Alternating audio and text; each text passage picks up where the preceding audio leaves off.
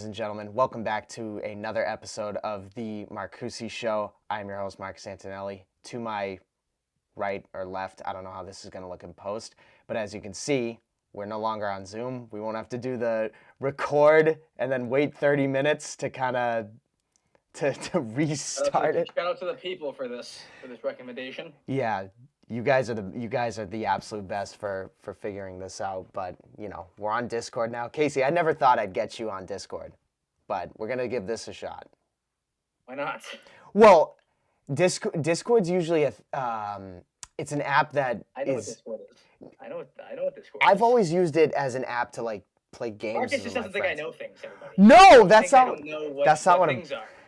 That's not what I'm saying. What I'm saying is I didn't think that this would be the app that I would use for sports podcasting. This is an app that I didn't know you could I didn't know this was like a thing you could record yourself. I thought it was just always like a chat thing.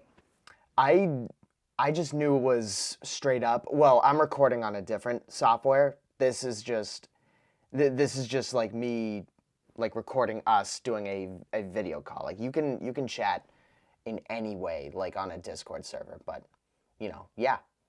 This is what we're doing. But Thanksgiving is around the corner. I'm not starving, but it's just like It is actually. It's not even around the corner anymore. It's Monday, November 24th. Thanksgiving is in 2 days. Yeah, that is actually insane that we're at this point. Honestly. Yeah, it's pretty remarkable. When was the last time we did an episode? It was like a solid month ago. It was. I want to say it was a solid. There I am a little bit. Look at that. There I am. I just turned on my brightness. Okay. There you go. It was a week from yesterday. Week from yesterday? Give us an update on what's going on at MC. It wasn't. It was 2 weeks from yesterday.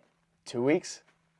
Because I remember we did it after the Falcons, and then they had Thursday night. Patriots had Thursday night football. Oh yeah. And they just played again. So update us, Casey. What have you been up to? School. We're down to the wire. Yeah, just watching the Bruins. I mean, they've been at 10 every night, so it's been kind of shitty to watch it like that. But yeah, I've always been envious of Western sports fans because it's just like you can literally. I don't know if I like it, to be honest with you. I think there's too much time on your hands. What do you mean? And it feels like when they wake up, the world is just beginning. Yeah, but that's awesome. Like you could get up, make breakfast, and a football game is on at 10 a.m. on a Sunday. Like that's the best way to open a Sunday. Yeah, I get on a Sunday is fine because no one does anything. I'm just thinking during the week, you wake up and it's already I don't know, I think of what world events happen at 1 in the afternoon on Eastern time sometimes. So it's when they wake up, it's just happening. World events happen all the time, no matter where you are and what time zone you're in. I'm saying for the sake of sports in the United States, in North America itself, I just think it's illegal to have Sunday night football on at 5 p.m. Yeah, but the game's over at 8. Yeah, the whole point of Sunday night football is it's 8 o'clock on a Sunday. You have 15 assignments you haven't done yet, but the Patriots are playing the Broncos, so you got to watch that instead. Yeah, but that's on that's an East. I feel like that's more of an East Coast experience, whereas on the West Coast, a game will go from 5 p.m. to 8 or longer. Have a poll to the great listeners out there. Would you rather run on East Coast time for sports or West Coast time for sports? Okay, so here's my thing with it. It's it's cool because if I'm covering a BU game and I'm done with it, then it's for example, the Kings game, I got home, I covered a game from 6 to 9, 9:30, maybe, got done, got out, drove back up home, and finally settled in exactly when the Bruins dropped the puck with the Kings. I will say that's perfect. The only benefit of it has been when you go out in college and you're at a bar, the game's at 10 finally, instead of the game ends before we even leave our house sometimes. You know what I'm saying? Right. The weekends, it's it kind of it's fun to be out. Friday night we were out when they were playing the Kings. Yeah. So while you were got there before puck even dropped, but it was cool to just watch it. The whole time you were in the bar. Basically. Like that's sick. So like that there's pros and cons, but me personally, if I was just out west, I would want to. I would want to be out west and be able to experience Central's sports. cool. Yeah, I don't know. They're 2 hours, right? They're 2 hours during the winter. I think they're. 'Cause I don't think they don't do daylight savings. I think. I think it's one. I think it might be. But anyways, the Bruins were out Yeah, west. I know it's one during like the summer though, but I think they don't. There's like some states that don't do daylight savings, so instead of like one, it's two. I could be totally. I don't know. Anyway. Check me if you want in the comments.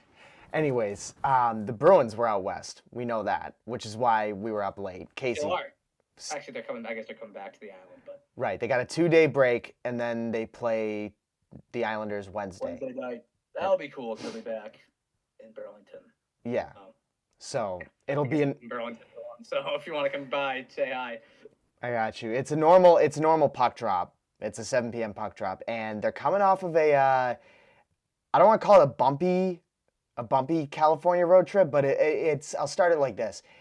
California is not the easy road trip anymore. It's not a walk in the park for the Bruins. When has it ever been an easy road trip? I guess for the past like couple. Well, last year I would call an anomaly, but the road trip sucks. What? Every year it sucks. No, but I'm saying like in the past couple of years, the Ducks and the Sharks at least have been rebuilding, so they've been considered I see what you're saying, like easy teams you're playing. Yes, and now it feels like those teams. Well, LA's always been like a competitive team, but the Ducks and Sharks especially have been those teams where it's like, oh, we got them.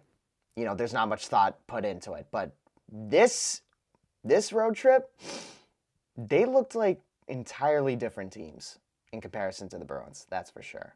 Your favorite thing rebuilding. These teams are what in year 7 of the rebuild, so it's about time they start playing well. Well, I mean, it was difficult. I feel like it was difficult for the Bruins to kind of generate any sort of like sustained momentum. Just think about that for a second, though. I do need to remind people, okay, the people who root for rebuilding in this world, right? When the Bruins were in the Stanley Cup final playing the Blues is when these teams started to rebuild, and they're just being good now. If that's what we really want, then we can do that. But those seasons get really, really, really long. Well, regardless of whether we can get into the rebuild, retool stuff, but I just want to know what you saw from like those 3 games. From what you did see, I don't know if you watched all of them. I'm trying to just remember because like my memory's a little foggy from those times. Obviously, I missed the first period against Anaheim. Right, but you watched the rest of it. We talked about it.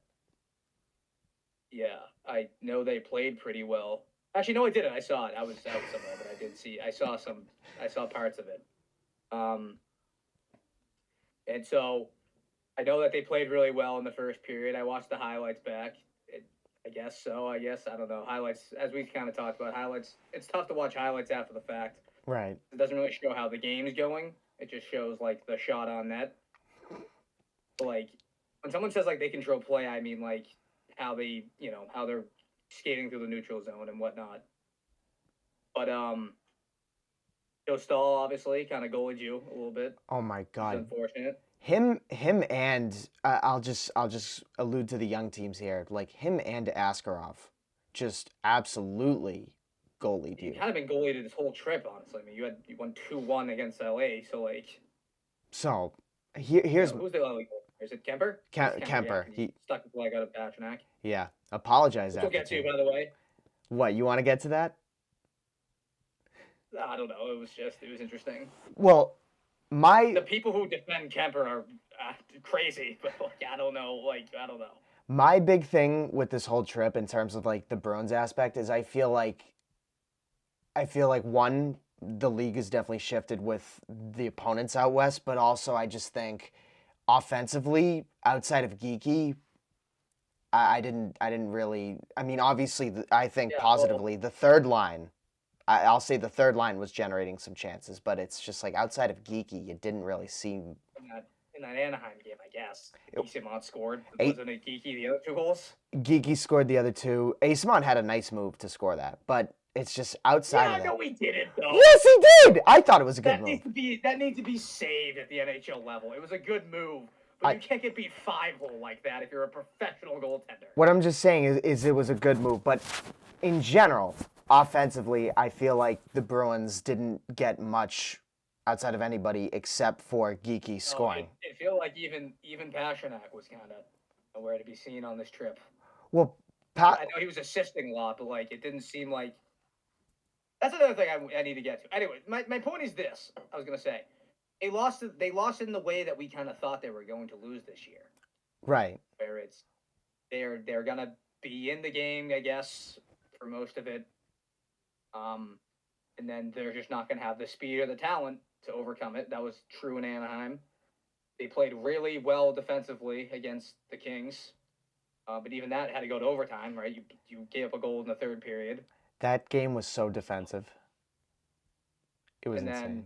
I mean, you didn't play bad against San Jose. You just didn't play good enough. Like, you know what I'm saying? It was kind of like that was kind of the story of them all. Well, in San Jose, because it's fresh in my mind, I just thought that the penalties just did not allow them to generate any sort of momentum. And like you said, it felt like it was really difficult for them to get anything going because the teams are just faster than you. They were skating around them. So I just my whole thing coming into the year was I thought they were going to struggle when it came to quicker teams. They were going to remember obviously they opened up at the Capitals. Remember Washington. And I said they're going to be because they won that game and everyone was like shocked. Oh my God, they won the game. Whatever. And I said, they're going to be able to beat these types of teams, but they're not going to be able to beat. Which I can't believe Toronto's as bad as they are because I thought they were going to get waxed by Toronto. We haven't even talked about them. They played Toronto twice. No, we didn't. On this podcast. Right. But like I can't believe that like they've won some of the games that they have won because I thought this trip was like the blueprint to how you should try to beat the Bruins if you have the guys to do so. Right. And when you look at they're better. The Bruins are better than we all thought they were. I think we could all give them like this isn't fool's gold, like some people might think the Patriots are. But like former players on the Patriots who might think they're fool's gold. Anyway, I think that they're better than we think they are.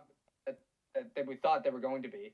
I think they're still not great in certain areas, and especially offensively when it's not 39 or 88. Yeah, it's interesting when you look at their record, seeing that they're 13-11. Like I'm not like obviously this is a pleasant surprise to what preseason expectations were with the team, but seeing the way they've been able to win games, the way they've been able to control games, when you see what they are now, it's like, and I look at some of the ways they've lost these kinds of games, and we were talking about with the Anaheim one, it's like that one you have to get to overtime. That one you have to at least push past post-regulation. So they need to be better at losing. I don't like saying that either. Not serious. They need to know how to lose better. And so they're out of their 11 losses now. Maybe I don't count the Sharks. But yeah. They're 11 losses. I think Ray Ty Anderson had the tweet of you can probably find it in the editing if you want to throw it up. But out of their 10 before San Jose, they had 10 losses, and out of their 10 losses, 4 of them were tied with like 10 minutes to go in the third. They did not get points in any of them. Yep. Guess what the record is when they trail after 2? I know that's probably like an obvious thing, but it just goes to show. 0-5. 0-9. Oh my God. 0-9. Not a single overtime loss. So the way I look at the team is just like we know, and we haven't even gotten to the injury bug, because I think it's been a league-wide thing. Like you're seeing it throughout teams, but especially with the way the Bruins have been able to play at full strength, I feel like that also plays a factor. We'll get into that, but it's just, I mean, like we've been saying, they have the ability. They've shown us the ability that they can get games to overtime. They can stay in games. Like this isn't last year where they're just completely out of it, allowing like a bunch of goals. But it's like that's another good takeaway too. Sorry to cut you go. off, but it's like like I keep saying, like last year they lose these games, 4-2, and now they're losing 4-3, which I guess isn't any better, but at least it's closer. Like, you know what I'm saying? Like, Yeah. it's like they lose and it's like not even in a game, but like now it feels like they're more competitive. Obviously, I think some of that obviously though has to do with the fact that they just quit last year because it was a hopeless season, and I don't really blame them. I would have probably quit too if I was on that dumpster fire. Right, but now when looking at it, like, we're putting it all together. It's better that you're seeing this team like compete in these games. There's no doubt. It's just now, I feel like you look at it and say, you have they're and I know they're gonna have like off nights. You know what I'm saying? Like that's going to happen throughout the season. I think it's overall. I'm trying to just like keep it positive. I think it's just better, and I don't want to be so hard on them with the fact that they're playing above what many expected them to be. Expectations change though every day. Right. But then again, it's just like I think with the way they've been able to play in this past stretch, it's like I think those off nights are going to have what? I'll tell you, I think I'm the only one though that thought. I told you I didn't think they were going to be bad this year. Right. Like, I mean, how many times did I say that? I have the tweet, I have the text message I have the comment on your post. Yeah. You said, give me a bold prediction for the Bruins, and I said they'll finish second in the Atlantic with over 100 points. And everyone thought I was ridiculous. And I'm like, yeah, well, first of all, it's a bold prediction, by the way. It's not supposed to happen. That's the whole point of a bold prediction. That's another rant I was going to go down, but I'm not going to do that. But, like, I didn't think they were going to be bad, man. I thought they were going to be just okay. And if you look at the Atlantic Division, you're one win away from first every night, apparently, because no one can win games in this division. The point separation in the entire Eastern Conference in the wild card, isn't it? What? Isn't it 8? No, like in the wild card. I'm saying the Bruins are first in the wild card. Okay, they have 26 points. The next 5 teams have 25 points. So it's just gonna switch every single night. Think about it. You were in first 2 nights ago. Now you're not. And now you're in fourth.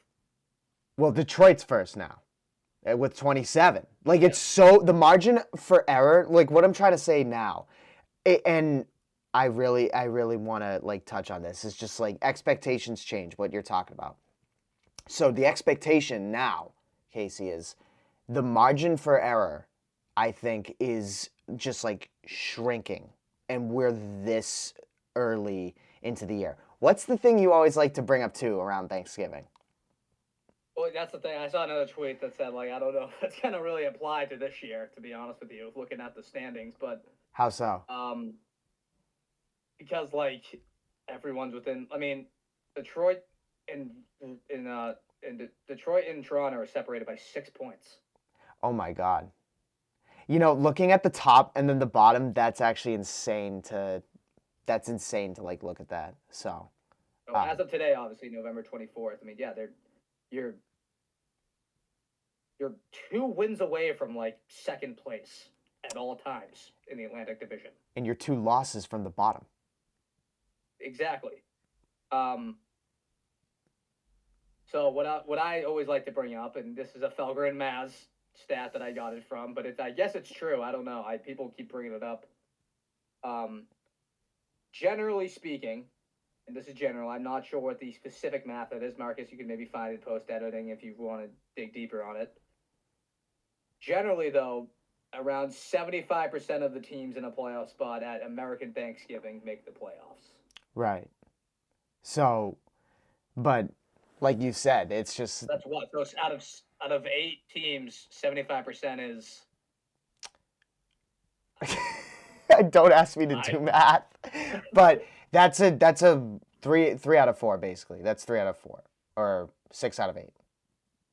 Yeah, 3 out of 4 is a good way to think it. 3 out of 4, 6 out of 8. So in general though, it's like you said, like when you saw that tweet, there's little variation in terms of just like the points, the goals against. I think the Bruins have the most losses. Yeah, they do. I'm looking at it right now. They have the most They're in those losses. games though, which is kind of helping them. But I feel like it's going to be a deficit at some point, so they have to somehow get points out of these games. Yeah, I think too. Like when we look at the overall, and I want to kind of segue into this.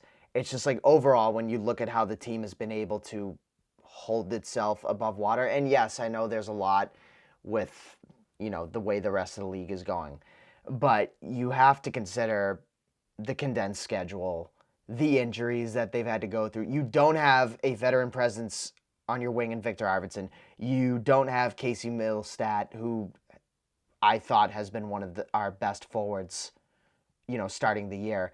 And what like even happened to him? I feel like no one's even like talking about, like, he's just been gone for like a month. So I think he collided with, I want to say it was a home game against the Senators in the offensive zone. It was against Ottawa, yeah. I think it was just like he just like open like, ice. Is he getting better? Like what's going on? It's up to the reporters to ask. So I wouldn't know. But so thinking about how good the second line. I'm sorry to say this. I actually when I was watching them yesterday play San Jose. I remember that Casey Middlestat plays for this team because I feel like I haven't seen him wear a Bruins jersey since like Halloween. Yeah. I don't know. So I was going to say, like, without thinking about how good the second line was, like we talked about it last time, but it's just like thinking about how offensively dominant they were, how much chemistry they were gaining together. And you lose, like Zacha loses two of his guys, on his wings. It's just like, there goes a lot of your scoring. And as you can see, I mean, it just creates a lot of shift around the lineup. You have to call up guys. Especially, there's no one to fill in for Charlie McAvoy on that right side. And I'm not trying to say that. You think? You're not a big what's his name, man? Jonathan Aspero? Andrew Peak. No, but what I'm saying is he's been okay. He hasn't been terrible. I've liked what Aspero's brought, but what I'm saying is just like when you lose these key guys and you're just getting Lindholm back, there's just been so much lineup shift. It's just I don't know how you're able to sustain. Yeah, people are thinking it's just a problem though, that they have to play this certain way every night to win. This like playoff grindy style. It's like, people wonder, are they gonna grind themselves just into the ground? I mean, I think the injuries themselves, I wouldn't consider this grind out style as like a direct cause of, because McAvoy just took a puck to the face. Okay, but yeah, I understand that, Marcus. That's he took unfortunate. A puck to the face and broke his jaw. Well, the way. I'm saying, go ahead. These people with these lower body hip injuries all the time. It's like. Well, I'll say this: the grind out style isn't going to help you if, for example, we'll go back to San Jose. It's not going to help you if you're taking a lot of penalties that keep you in your own zone and you having to kill. They can't get out of the box. They can't stay out of the box, man. It's just ridiculous. I think I was at my. Zadorov, I love him. I love Zadorov, but dude, I don't know what you were taught in hockey. Stop reaching your stick into the guy's skates. You're gonna trip the dude every time. Not for me. My pinnacle was when Hampus was beefing with Macklin. I don't know what that was, but anyways, what I'm saying is they are a good PK team, but how are you, especially in an offensive dry spell, how are you supposed to be able to generate those chances like the third line was? I'll credit them. Like Pastrnak was able to get to Geeky. How are you supposed to do that shift by shift when you're continuously getting in the box? You're not. So. Correct answer. So I just wonder, is this just might be what they are, as a team that, is going to have to chase the faster teams. I'm starting to have this epiphany. I think they're just gonna be hot and cold like this all year. And just hope that they can win enough games. Yeah. So they're gonna play a bunch of teams. They're gonna get a bunch of teams in a row that they can beat, and that aren't as quick. That they can beat those teams, and they're gonna get a bunch of teams like today, or like this trip, where it's just one after the next. You just have speed up and down the lineup, and you just can't compete with those guys. Right. Well, Unless you're good on the power play, which they've been, but they weren't last night, and that's another reason why. I feel like Like you're gonna have to win games in the power play. So it just goes back to what you're saying. Like the margin for error is really thin. yeah. This team. Well, that now it comes down to just I look at it and I know it's like early to evaluate this, especially with how close the Atlantic is, but it's just also like where do you go from here? How severe are these injuries? How because we know McAvoy is set to come back during February. We don't know. I think Arvidsson and Middlestat are like week to week, day to day, but it's just like I'm trying to think of it. What? It doesn't like it's not like anything. It's not like anybody's fault. I can't. Words cannot describe to you how much it bothers me when a coach says, "Yeah, he's week to week." Can I be week to week with my schoolwork too? Is that allowed? Yeah, I'm week to week right now. Don't ask me to do anything. We know why the transparency level is not there. How about you tell me when he's coming back though? Like December. Even say that. Well, honestly, you never know with injuries. Sometimes they get worse. Because it's always like it's a cop out answer. I'm not blaming Sturm or anybody who says this. Because I'm always thinking like week to week implies, right? If you really think about it, that like today's Monday, right? Obviously, yeah. November 24th. Say a guy gets hurt today, right? Yeah. Say obviously not playing today, but say someone gets like hurt today. Oh yeah, he's week to week. So what that would mean is that would imply that next Monday he could be back on the ice. Even though we both know that's not true, that's not happening. He's week to week. I think that means a week by week they're taking it and just like evaluating him in a week to week basis. Whether that be Arvidsson, whether that be Middlestat. Like I think that's what it is. It's just like, all right, so this week we're gonna see how he is. And then like you know what I'm saying? That means it's closer than it gets lost. It gets tucked into the radar after a while because again, I feel like Middlestat I haven't heard a lick about him in like 4 weeks, and I tried to look it up the other day. There's nothing. Here, I'm gonna take a look at it. I'm gonna take a look at the Bruins injury report. But no, I do see what you're saying and like that sort of transparency. But the injuries, we'll go through the dates of the injuries. So Middlestat, November 8th. Oh, Jordan Harris was October 27th, but he's been deemed months. So we know. That was November 8th. We know, yeah, Middlestat was November 8th. Arvidsson was late. Put on IR November 8th, though. When was he hurt, I think? Injured reserve was November 17th. Middlestat was injured on the 8th. Per Hockey Reference. So, yeah. That can't be right. I don't believe you, to be honest. I mean, I'm going based off Hockey Reference, so that's a lot of what I use. But anyways, I think week to week is considered just like on a week to week basis they're evaluating how they've progressed, how they might have regressed.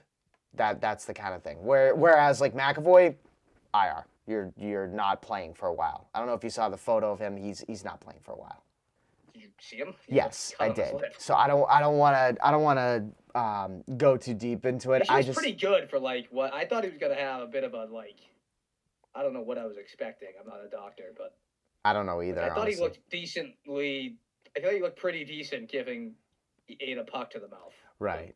So I'm hoping he's back for at least that time frame of the Olympics, even if it's wearing a fishbowl the whole time. Like as long as he's okay and he can play 100%, because he's just had some bad injury luck, man. This 2025, it's just not been his year at all. So, anyways, with all the injuries and everything, the hot and cold, I feel like one thing we can positively take away from this, and we've already talked about last pod, but I'll say it again: goaltending. I mean, Sway has been solid.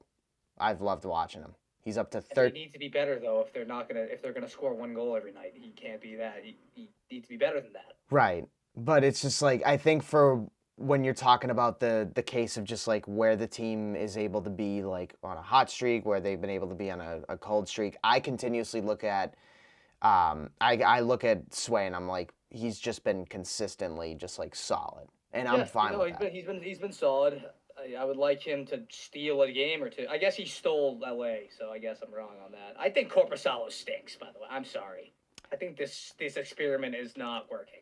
I think Corpusalo just, like last year, he's just had his streaks. Like there'll be streaks where he can really show He can up. give you like a good he can give a really solid period, but when he's off, man, it is tough to watch. I'm go ahead. That Anaheim game was kind of insulting. I'm wondering how much of it is just like I don't know, man. I think this might just be overall like where we see the team at, right? Where it's just like Corpusalo is that streaky goaltender. You know what I mean? Like he can give you that good streak of just like great saves where it's like, oh my God, he just saved you. You know what I'm saying? But it's just like how much of it is the team in front of him. I don't know. I'm still confused on Corpusalo, if I'm being honest. I'm still sad. I think we said it last time. Satisfactory on the goaltending. I would say it's still there. Still satisfactory. But how do you think he looked last night, Swayman? What was Swayman? How do you think he looked last night? How do you think he looked last night? I thought there were just saves where it was like, the saves he needed to make, he did. I think the first goal. What? I know I'm gonna be asking too much of him. Everyone's gonna say. I think one of those goals needs to be saved. One of the two shots. The Celebrini one. No, the Celebrini one or the Shakir. Mukamadulin, I think it is. I think Mukamadulin. I think one of those. Like I'm saying, you can let one in, but the other one needs to be saved. So no matter so you can pick whichever one you think is the tougher shot. So I think Shakir's. They're both kind of shots that he wasn't screened or anything. He just gets beat on them. I think one, it's Macklin Celebrini who's on the craziest hot streak as a 19-year-old, and then there's I'll go back to Shakir's. I think it was redirected off of a block. So I don't really know. If it was redirected, then I'm wrong. So I don't really know, but what I know right now is just I think in terms of great.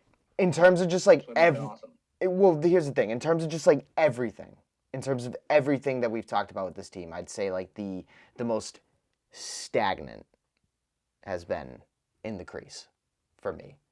What do you think they do best? The Bruins?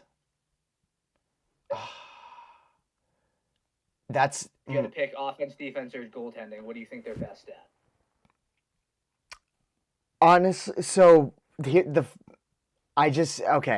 defensively, it's honestly it might be a three-way tie. It could be a three-way tie because you mentioned we talk about the goals for, they're really good at it, but I feel like the goals against is a bit it's a bit skewed, but it's just on special teams defensively, I just think they've really hampered it down. But it's when they're healthy defensively, 5-on-5, and they have the right pairs, I mean, it's great to watch. I would go with you as a three-way tie, but if I had to say what was most consistent, I mean, your two goaltenders are still fully healthy and playing, so knock on wood there.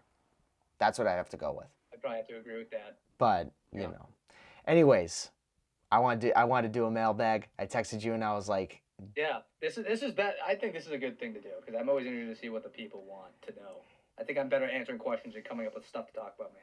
You're not going to like the mailbag because there was one topic you wanted to avoid that I wanted to discuss.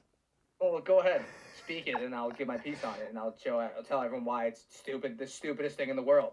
So the first question I want to highlight is from Neil Simons, N Simons 97. He goes, assuming the Bruins lineup is fully healthy, where would James Hagan slot in?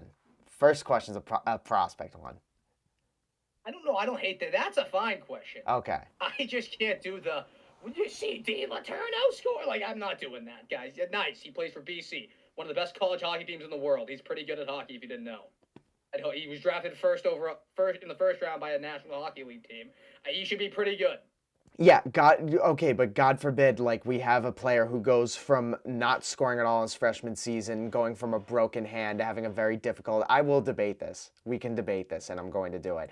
God forbid he goes from that struggle of a freshman season, goes into the year he was actually supposed to be a freshman, and he lights it up. It's the best thing you could see.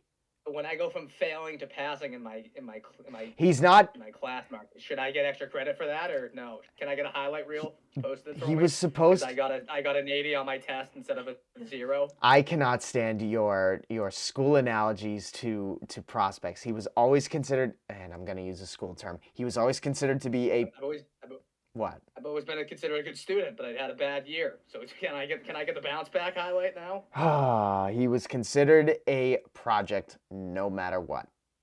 So to see this, Why are we taking a project in the first round then? If he's like that's ridiculous. I mean, I'm fine. I'm fine with waiting on him.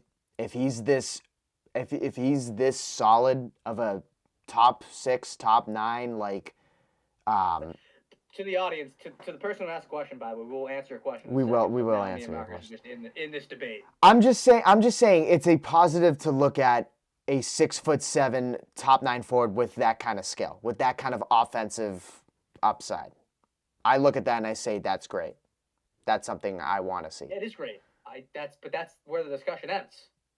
That's it? See what I'm saying? Okay, so the discussion now shifts. Assuming the Bruins lineup is fully healthy, let me know when he does it in the game 6 in an elimination game in the Stanley Cup playoffs, okay? And then I'll be like, yeah, there you go. That's why you draft him. They gotta get there first. But anyways, assuming the Bruins lineup is fully healthy, where would James Hagan slot in? Shout out to N Simons 97 for this one. What do you think?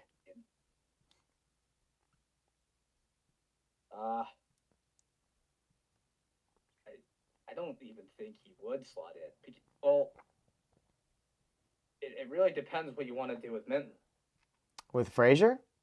You think he would be? Yeah. So you think he would be like? Are you gonna put him on the 4th line with like? Because that's not really what the 4th line does. Like Corrali and all them like.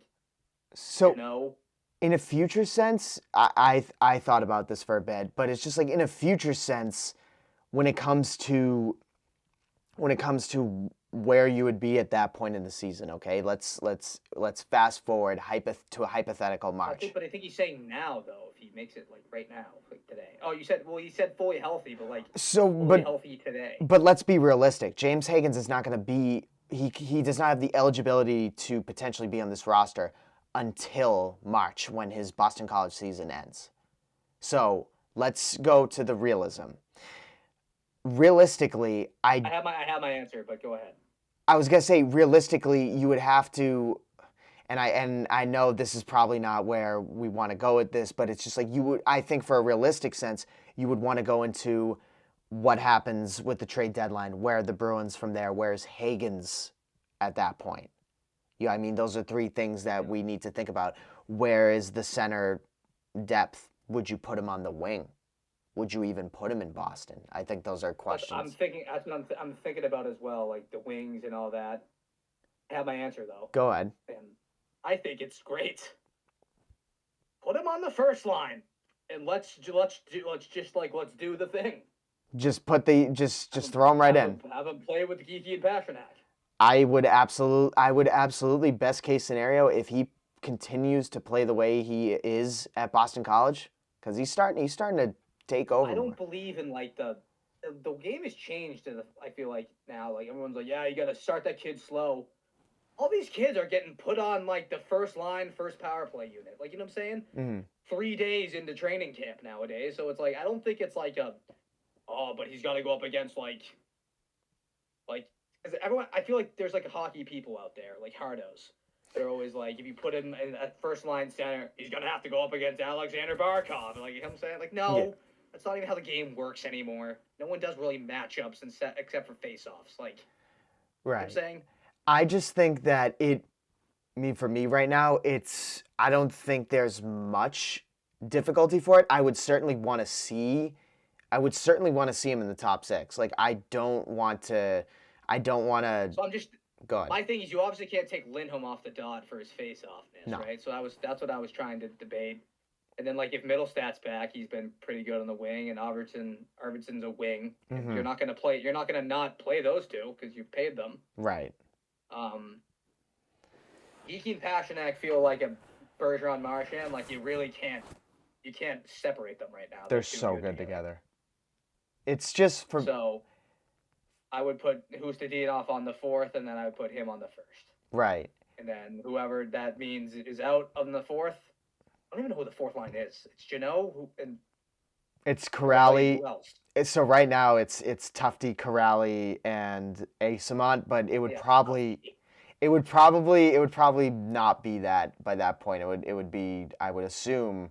Well, Kastelik's moved up to the third line, so that's because he plays third now with Minton and Esamont. I think it's been a decent line. They're getting better. Yeah, no, for sure. So that would probably mean I'm just thinking from the entirety of the lineup. You'd probably Tufty, I assume, won't be that fourth line left winger. So you put he'll be on the ninth floor. That's where he'll be. Or he'll be in Providence. So you would put Hustadinov on that fourth line left wing, and then Hagens. Yeah, or center. One of the two. Doesn't matter. So what does that mean for Zacha?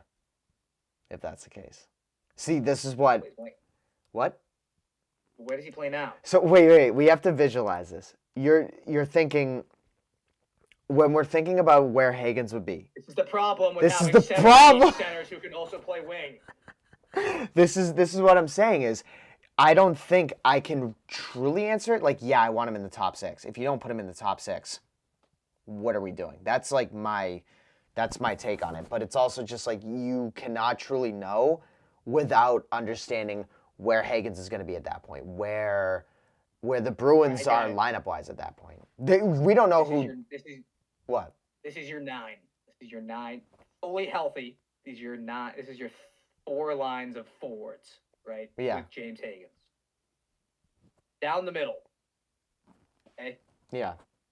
Is going to be Hagens, Lindholm, Minton, and whoever centers the fourth line, I don't even know. Corrali. It feels like they have 3 centers on that fourth line, so Corrali, sure. Okay. Your wings. Okay. Down the right are going to be... I'm looking at a depth chart, I can do this off memory. Is going to be Pasternak. Middlestad, is he right? Middlestad, honestly, he plays more left, I think. Arvidsson plays right. Okay, so Arvidsson right. Yep.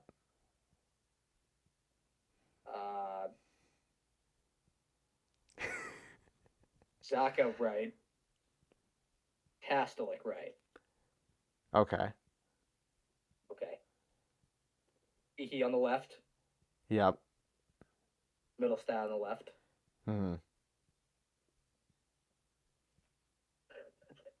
Ustadinov on the left. Yeah.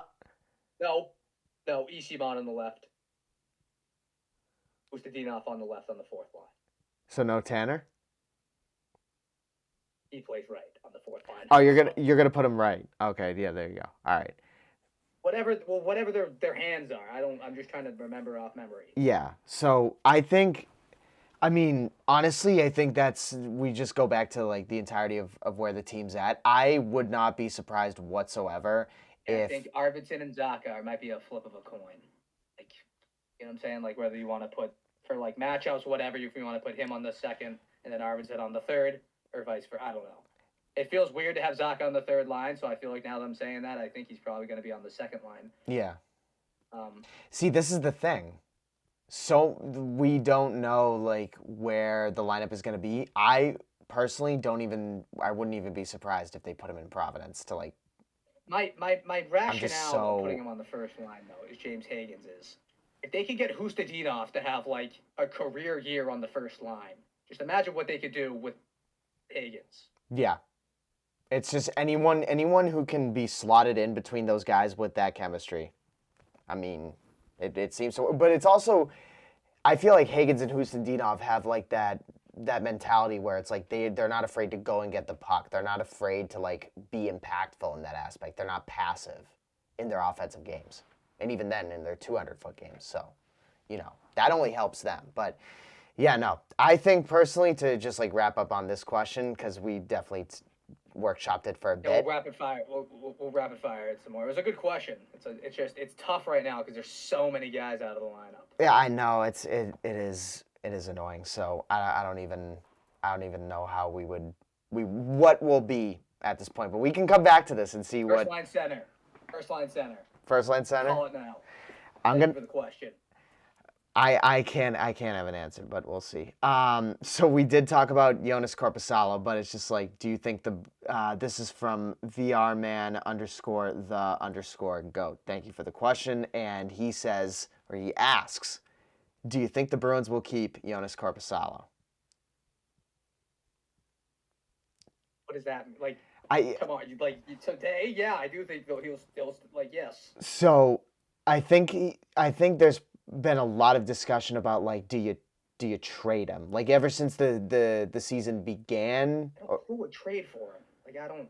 Well, here's the thing. There's a lot of discussion amongst like Bruins fans that I've seen at least where it's like, oh, should we, should we shop Corposalo because of the goalie battle in Providence? Do people just think you could just snap your fingers and trade a player? Like, is it like, do people think that's how that works? So personally, for me, I think this is my answer with it, and it goes. It's not to insult the guy who asked. I'm just saying, like, you always hear, why don't you shop this guy?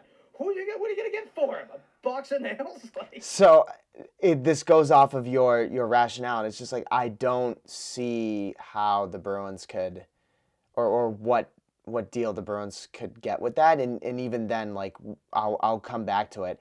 I think when Korpisalo's like locked on his game, like obviously Sway's the one, but it's like when you can get him locked on his game for like a back-to-back, like that's something you do need for a goaltender. You need him to get you find a way to get a couple points out of his starts. Yeah. Every like 3 games, which is a backup goalie's role. Right. So I think if they're able to workshop that in terms of just like who starts, I wouldn't mind keeping Jonas because I'm not completely just like out on him. You still have like 2 years. Out on him, yeah. I like to answer the guy's question. I would say like yes. Does he mean like after the year or like at the trade deadline? It was just, do you think the Bruins will keep Corpy? Another question asked, or not even a question. It's just like, let's trade Corpy. So I don't. I like that. I like that guy. So and anyways, we have another. Or what's your verdict? Sorry, keep him. I mean, like they would have, but it's kind of by default. Like I don't really think they can do anything with them. Right. Unless somebody, I mean, I don't know. I have no idea what the landscape's gonna look like. Is someone gonna need a goalie, right? At the trade deadline, some injuries come up and whatnot. Right. So. Give you a couple, someone might need a goalie that starts for you for a couple weeks while they get their. I don't know. Yeah. I don't know. Goaltending. As of right now, I have a hard time believing how they would actually move him. Right. That's where I'm at with it too. Next question from Doubler_Bubbler. Do you think the Bruins will? It's another trade question. Do you think the Bruins will trade away Mason Lohrei? You know what?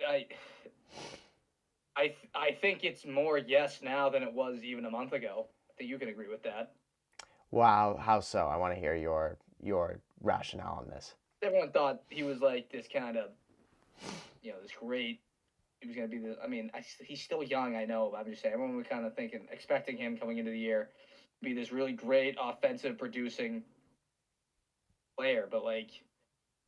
I don't know. At some point, man, if you can't handle it defensively, I don't really know if you're useful to the hockey team.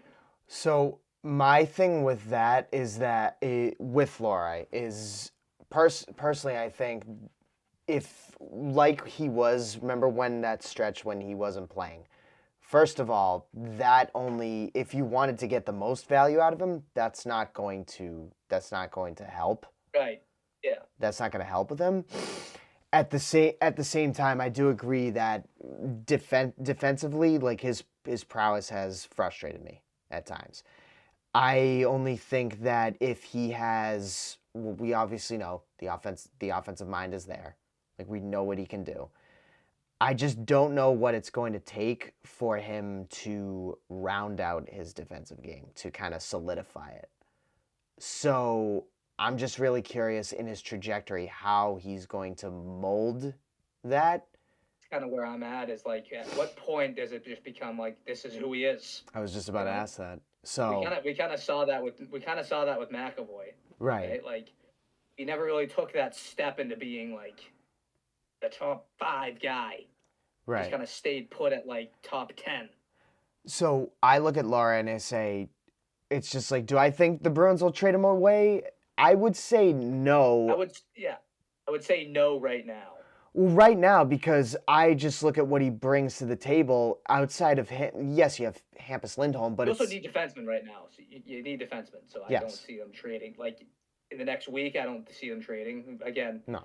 the trade deadline's really far away. So it could be in last place by then by a lot of games. And like, you know what I'm saying? Who knows? You also have to think contractually, like, and I alluded to this with Jonas too. It's just you gave Mason this 2-year bridge deal for a reason. You gave it to him so he could prove it and say like, okay, we know Yeah. what you have, but we also know what you need to get.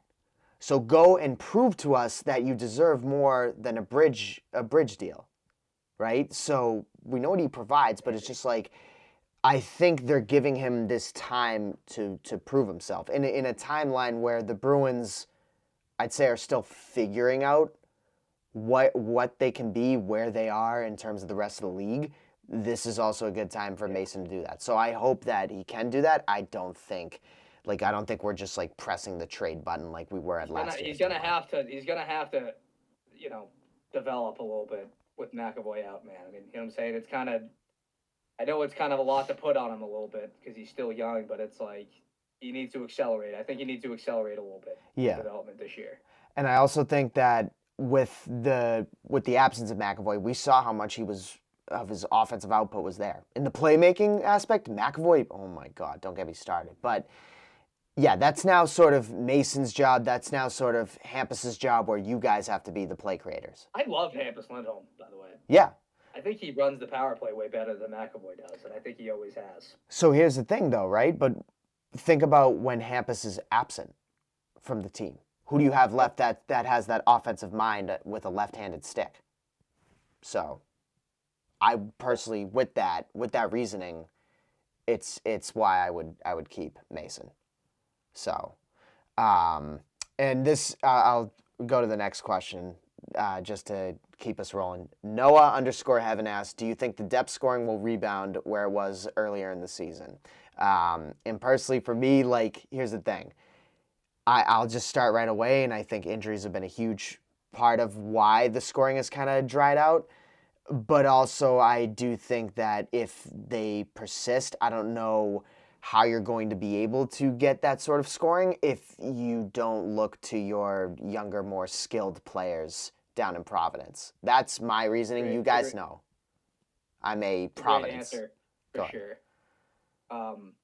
It's a great answer. Like the injuries for sure has definitely halted it. You're not getting depth score. You're not really getting any scoring besides Geeky, right? No. And so, like you kind of said, like you're not gonna get 20 goals out of like Mikey Easymont. So like you know what I'm saying. So it's like, unless like you get a fall from God and like somehow Michael Easymont puts up 25 goals this season, like I don't see how you're gonna do it. Like really, like you know what I'm saying, like. Well, I also look at the way the team kind of like plays, how they play. It's more of a defense to offense style, right? And so like the most of the goals we've seen them score when they are like winning, what I've seen is it's the greasy goals. It's the transition goals, right? Yes, there are some offense. I don't have any stats to back this up, but this is just like what I see. It's the goals where it's just like, they're trying to muscle in a rebound. It's the goals where it's a 3-on-2 in transition. It's the goals where they catch a team off balance or where they catch a team out of whack. So I don't know how much you can get out of that, but I think there's a lot that just goes with how the depth can score. And I'll go back to the third line real quick because I just really want to emphasize this. It's like you just have that trio has been generating. It's just they have, I don't want to call it bad puck luck, but you're getting goalied by Yaroslav Askarov against the Sharks. It's like, what are you gonna do? And there's only so many goal scorers that you have, like guys that you're paying because of that goal scoring ability. To your that was gonna be my second point. Yeah. Was like kind of like depth scoring is like gets a little like how do you want to define what depth scoring is? right. Like, is it everyone else besides Zach and Lindholm, Pasternak, and Geeky? Like, you know what I'm saying? Basically, yeah, I guess you could call it that. Yeah, like. Unfortunately, that's kind of how hockey works. Is like those guys need to be the guys that lead the way, and then you get a goal. Hi, Pesca. Like everyone else. Yeah, no, I'm looking at another point I wanted to make along with all this is just like I personally don't think, like, yes, Elias is getting back into the fold. Like, you have certain guys like coming back in. I just think it's harder. I personally want to see a little more from like the blue line. You know what I'm saying? Like, I know we say like we like Hampus, we like Mason Lohrei's offensive mind, but it's just like what I'm trying to say. Like, Jordan Harris scored right before he got hurt. Harris, funny enough, did score this year. I feel like it's been a while. I would like you to get that stat. How long has it been since the defenseman has scored for the Bruins? Okay, so do you want to guess who has the most goals by a Bruins defender this season? Take a guess. I'm gonna guess it's Harris with 2. It is not Jordan Harris. Jordan Harris has 1, which was an awesome off the rush goal, by the way. But it's Mason Lohrei. And guess how many he has? 2? Mason Lohrei has 2 goals? That's news to me. Mason Lohrei has 2 goals. Hampus has 1. Nikita Zadorov has 1. That's it. He did score then. He did. I'm going to look at his game log. I'm going to look at his game log. He scored. Why isn't it showing? October. Vegas in the 6-5 loss. Oh, yeah. So, a lot of people scored that game. So yeah, there was a lot of goals scored in that one. 2 goals that game, I think. Who? He's won at 2. That's why he has 5 goals on the year. Right. So I think it's just overall depth-wise. I think if injuries come back, or if players who are injured come back, you'll definitely start to see a lot more goals come in because the top 6 itself. Offensively, it worked. And even on the power play, like, I don't want to call Elias Lindholm a merchant with it, but I think his only 4 goals are power play goals. So merchant's not really a bad thing. Merchant has a negative connotation, but it's like, no, the guy, you need power play merchants, the guy that score on power. That's how you win playoff games. Right. Scoring the power play. But Elias, I think that's such a strength with him. Is just like, you know, Kucherov is the biggest power play merchant in the world. I would love him on my team right now. So, yeah, and Elias is coming back, right? So there's like that. There's a lot that goes into it with the depth scoring. But what I want to see is defensively, like start shooting from the point. Start like ripping these. 2, 3 more. I was just gonna do one more because one more's fine. It's your show at the end of the day. I'm just happy to be here. Our show. This is us. Our show. Well, it's the Marcosi show, so. Yeah, that's true. I kind of. Marcosi, yours is. I was gonna say that is true. Anyways, this last one is more of a fun one, and I can include you in on it because like I know you have an opinion on this. Annie Donna Wade _Donna Wade asks, thank you for the question. How do you balance being a BU fan and a Bruins fan with all the BC prospects? I'll first answer this by saying there's a BU player that is a Bruins prospect, so like, you know, there's that. What I root for is the prospects to do well, but like the result is not really like something that matters. Like if the prospects are doing well, I'm fine with that. Like that's all I'm really rooting for. Like when Maine beat BC 3-0, I was like, oh, nobody scored. So I couldn't really like check if anybody was like contributing offensively on the score sheet. So that's my thing with it. So yeah. But I have the answer too. Go ahead. I know you're gonna have they don't actually do anything at BU. That's how he's able to balance all the heavy work. They just get to watch a bunch of misfits put on the Terrier uniform, and then go on the ice and lose 4-0 to Denver.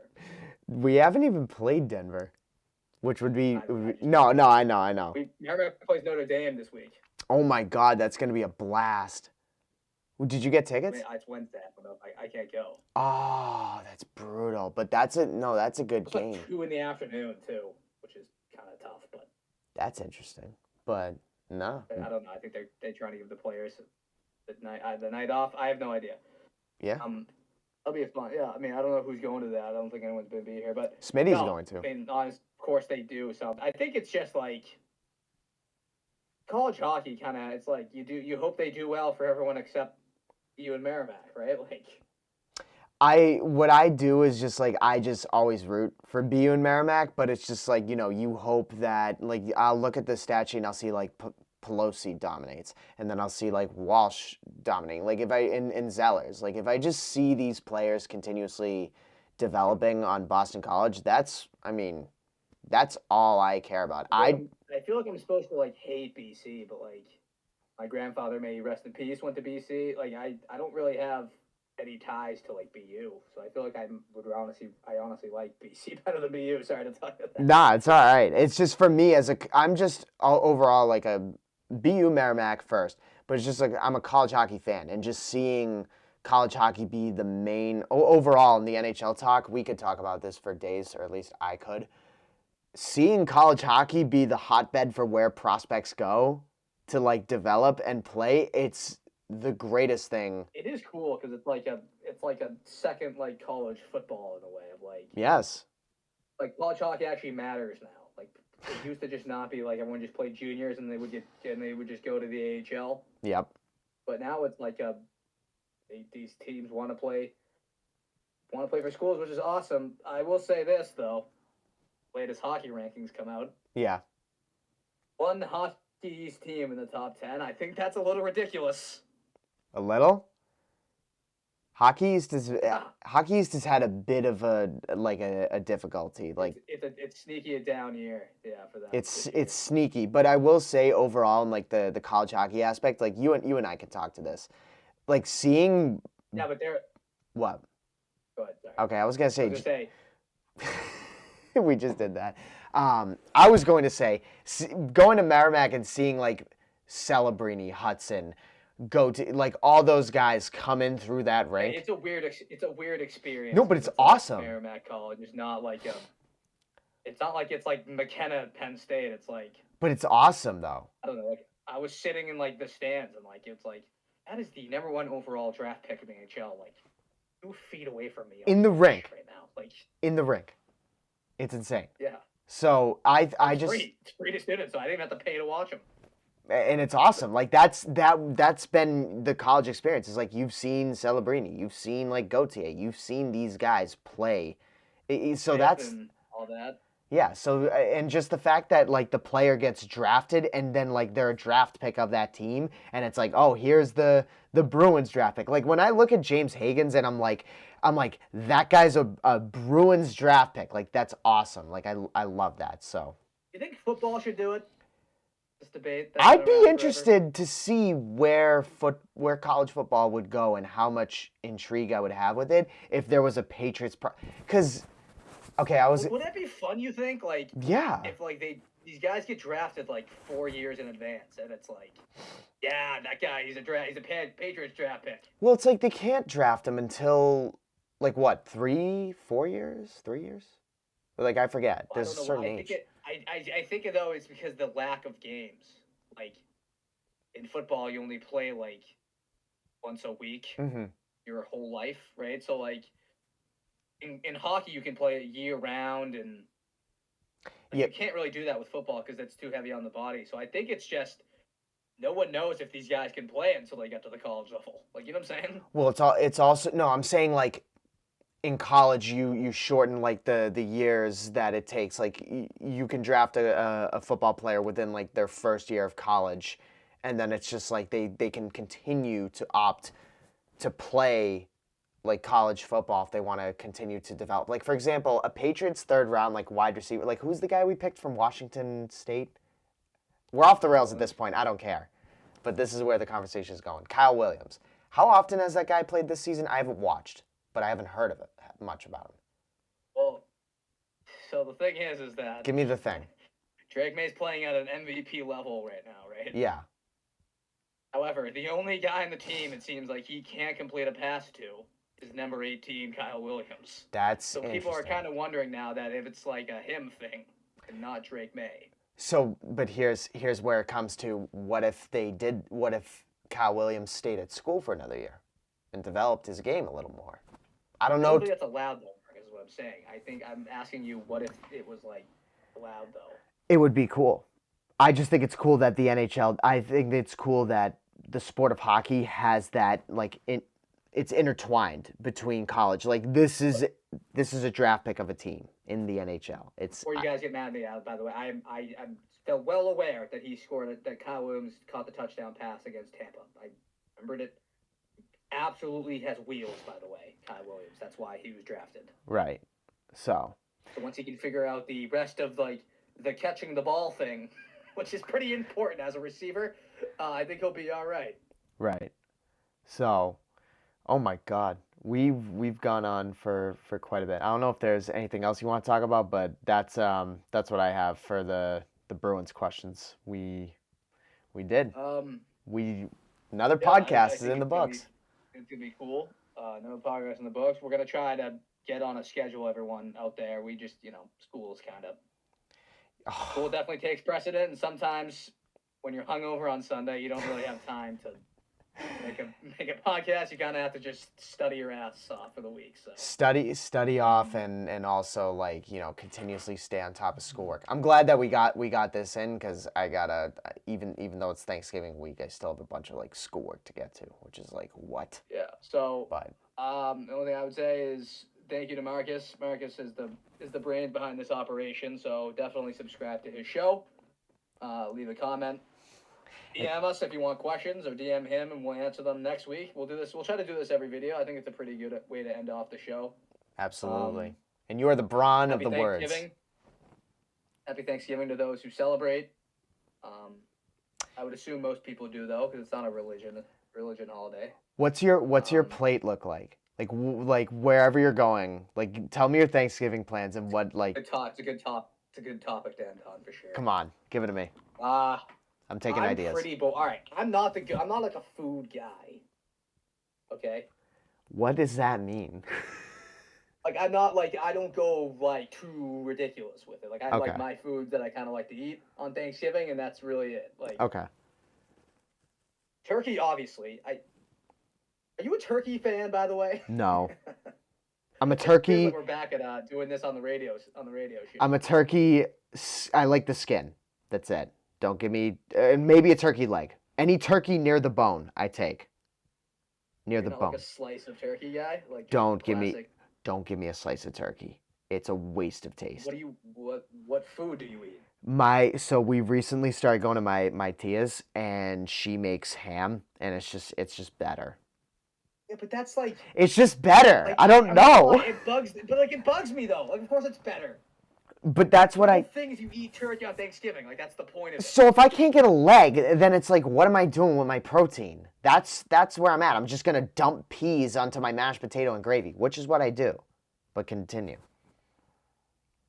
My point is it bugs me people who aren't don't do. It's I understand it's not your preferred thing, but it's what you do on Thanksgiving, and then on Black Friday you can go back to eating ham. You see what I'm saying? Yeah, but it's what if I just don't want to? What if I just choose not to? It's a free country, and that's what Thanksgiving's all about at the end of the day. Exactly. Our freedoms to do anything we want to do. However, it's I don't know, I have to watch Freebirds. At communion for church, why do they give the body of Christ? Why not they give me a slice of pizza instead? You know what I'm saying? I don't know. That's just what you do. That would have been great. On Thanksgiving.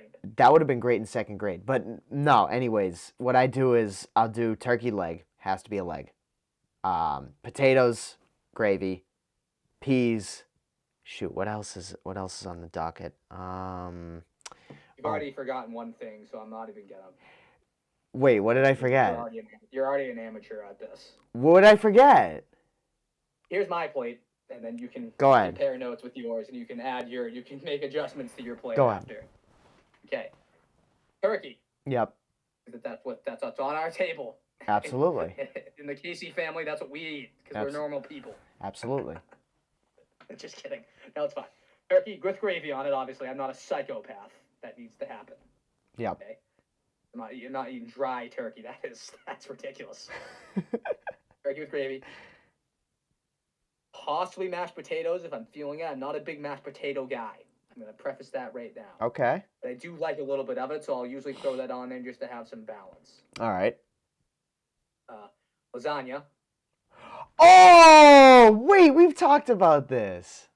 We've talked about this last year. Yeah. Lasagna. Lasagna. That might be one, honestly. It might be the best food served on the buffet table. It absolutely is. Some people are mac and cheese. Like, I've never had mac and cheese at Thanksgiving. I don't know if you have. Mac and cheese might be my secondary if it's offered. Because I'm not gonna mix it all with the other foods that I have. Yeah. But mac and cheese is my second food if I'm going back for seconds. Right. So I'm at turkey, mashed potatoes, lasagna. Yeah. The bread roll. Ooh. Facet of the game. Yeah. I mean, veteran over here. Veteran. Butter on it, of course. All right. And that could be it. It depends on what else is served on the table. I'm not a big squash guy. I'm not a big beans guy. So that's it for me. What about dessert? You got to choose one slice of pie, but what is it?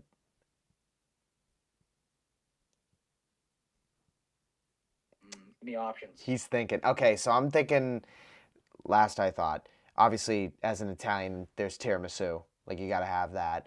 But there's also pecan pie, apple pie, pumpkin pie, chocolate pie. Pumpkin pie. That's what it is. Pumpkin? Pumpkin pie is the answer. Yeah. I go apple. Apple. Oh, blueberry. You can't forget blueberry. Oh, no. No? Get the hell out of here. Ah, dude, I love me a good blueberry pie with some whipped cream on it, too. Or ice cream. I don't even really know if pie is a big thing in my family, but if I had to pick one, it'd be pumpkin. Really? Well, you're gonna have to send me your I'm trying plate. to think of what else I would put on there. Mac and cheese is a definite if it's. I'm having mac and cheese if it's served. Yeah. The bread roll is a staple. The lasagna is a staple. Mm-hmm. I mean, my turkey's my point guard, so I gotta have him out there on the floor. Gotta. And then I would say mashed potatoes just to have some sort of flavoredness in there, I guess. Yeah, that's a good point. You combine. You ever eat the turkey with the mashed potato at the same time? Yeah, I mean, like, if you're having a slice of that dry slab, like, you kind of have to. Well, you put gravy on it, Marcus. That's the whole point of the gravy. Yeah, but I'd rather have tender. I'd rather have like a tender chicken leg or a turkey leg. I'd rather have $1 million, but we don't get that because we eat turkey on Thanksgiving because that's what we do as Americans. And we watch football, so I can't wait for that. And then the day after, the Bruins play, so that's even better. So, anyways, I think we can halt the podcast here. But Casey, I appreciate it. Happy Thanksgiving, everyone. Happy Thanksgiving, people. Follow me on Twitter. Follow Marcus on Twitter. Like his stuff. He's great as always. I'll plug your stuff. Don't worry about it. I'll do a little @PatrickCaseyMC, and you guys should follow him on Twitter. I gotta change that up a little bit. We need to change the profile picture. That's for sure. You gotta have a U profile. I'm not gonna change it to me. I would rather it just be MC. Like what my face on it? We'll workshop something. You make me a logo, all right, and then I'll put it on too. We'll workshop something. All right. Anyways, guys, we'll workshop a logo for Casey. We'll also enjoy Bruins Islanders, and we'll also enjoy Thanksgiving. And everything that comes with it. Time with your families. Be thankful for life. Absolutely. All that stuff. Thank y'all so much for listening, and we will see you legends in the next one. Bye-bye.